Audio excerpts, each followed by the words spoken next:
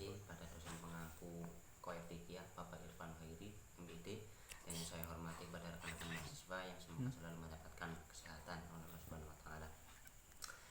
Di sini saya akan menjelaskan materi tentang perbandingan Qawaid Fiqih dan usul fikih dan jawabit fikih. Nah, yang dimaksud dengan qawaid fikih secara etimologi itu ada dua rangkaian kata. Yang pertama yaitu qawaid, yang kedua yaitu fikih.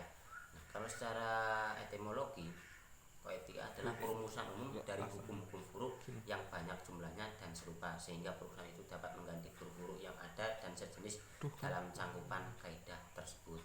Jadi qawaid fikih itu adalah dasar-dasar atau asas-asas atau perumusan hukum dari hukum-hukum yang jumlahnya itu banyak dan serupa, sehingga perumusan itu dapat ganti furu'-furu' yang ada dan sejenis dalam cangkupan kaidah tersebut.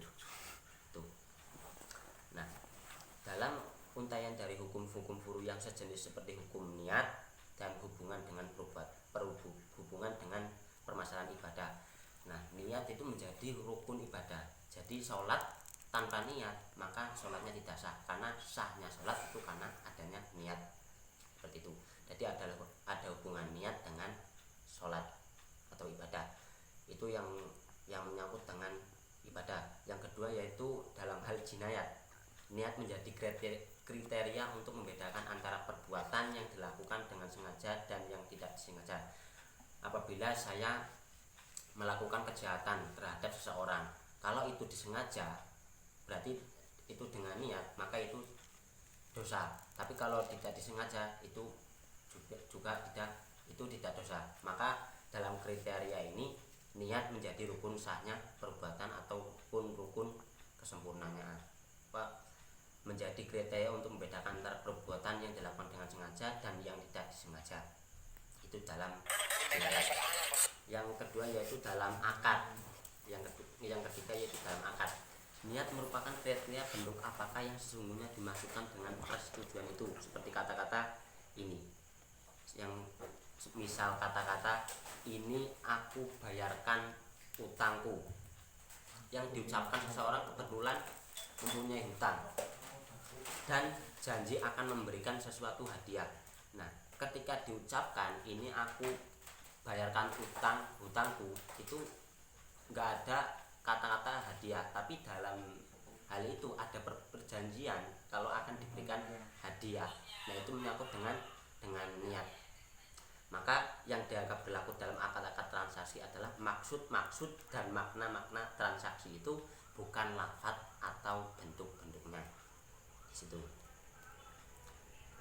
Jadi qawaid fikih adalah dasar-dasar atau asas-asas yang bertalian dengan masalah-masalah atau jenis-jenis fikih, bahwa kaidah itu bersifat menyeluruh yang meliputi bagian-bagian dalam arti bisa diterapkan pada juz'iyatnya atau bagian-bagiannya. Yang kedua yaitu keutamaan dari kaidah-kaidah fikih. Keutamaan kaidah fikih yaitu memberikan kemudahan dalam menemukan hukum-hukum, karena semakin berkembangnya zaman pasti akan banyak permasalahan dan hukumnya itu sulit dicari. Maka dengan mengetahui keutamaan qawaid fikih atau kaidah-kaidah fikih akan mempermudah. Apabila ada hukum yang tidak ada nasnya, itu bisa digunakan dengan menggunakan hukum qiyas. Nah, seperti itu. Maka dalam hal ini bagi orang yang ingin tafakuh, mengetahui, mendalami, menguasai ilmu fikih, akan mencapainya dengan mengetahui kaidah-kaidah fikih. Bagi orang yang ingin tafakuh, mendalami, itu harus menggunakan atau mengetahui kaidah-kaidah fikih. Perbedaan qawaid fikih dengan jawabit fikih. Nah, di sini ada perbedaan dan persamaan. Kalau yang dimaksudkan dengan jawabit fikih adalah semua yang terbatas juz'iyatnya atau bagian-bagian pada suatu urusan tersebut. Jadi kalau jawabit itu terbatas. Jadi dalam perbedaan di sini, kalau qawaid fikih itu universal, menyeluruh, kalau jawabit fikih itu terbatas. Itu perbedaannya.